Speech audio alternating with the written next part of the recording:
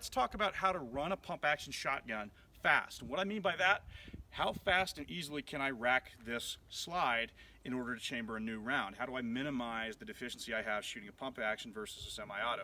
What it's going to come down to is how I grip the thing. So with a long gun, I want to hold it anchored in my shoulder somewhat, and typically I use my weak arm, left arm, to pull the gun in hard, and I relax my right hand.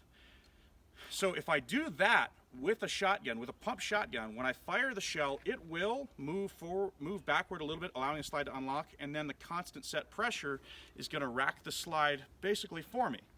Essentially, once the bolt unlocks, my hand is going to move the slide to the rear by itself, and all I have to do is feel for it to bottom out and push the gun, or push the slide rather, forward, and recognize when it's forward, then I'll reapply that pressure somewhere in there.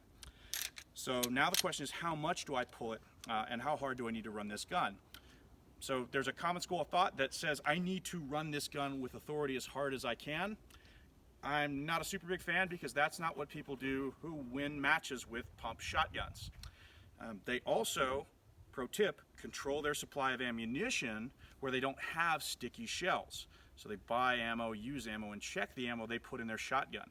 So instead of saying I need to run the crap out of this gun and rack the slide hard and close it hard, I'm going to run it with as much force as I need and nothing more. Why do I do that? So if I just hold medium pressure rearward on this slide, and I hold more pressure than normal to the rear with my right arm into my shoulder, that's going to allow the slide to unlock, and it's going to bottom it out with just enough force to clear the shell and get the new one coming in. Then I'm going to close it with just enough force to close it, so I don't have to deal with a big bounce at the end. If I move this slide to the rear really hard, and it hits the back really hard, I'm going to get bounce, I'm going to get moving to my sights that I'm going to have to correct for. Because especially if I'm using buckshot at personal defense distance, sight alignment does matter with this gun.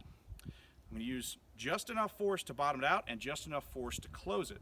So we're going to see what kind of split times I can do on the headshot of an IPSC target here at about 7 yards. So it's pretty speed dominated, but I can't slip on my accuracy. I don't have a whole lot of pattern opening up on this headshot target. So, once again, the setup. I am going to anchor this gun. I put it a little bit inside my shoulder pocket. You can see our other videos on rifle stance. It's the same thing. I'm going to hold it in hard with the right hand. I'm going to use medium pressure with the left hand so that when the gun fires, and I'll dry fire it now, it'll come back by itself, and all I have to do is easily close it.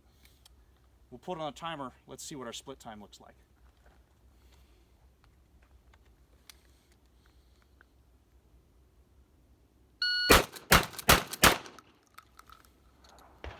So for 4 shots, that's 1.42 seconds.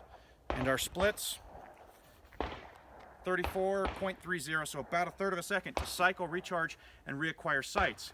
And what I've done here now, it's a little bit tough to see. Everything below this was from previous videos. I just put 1, 2, 3, 4 rounds of double-aught buckshot into a face at 7 yards, which is pretty effective for personal defense, in my opinion.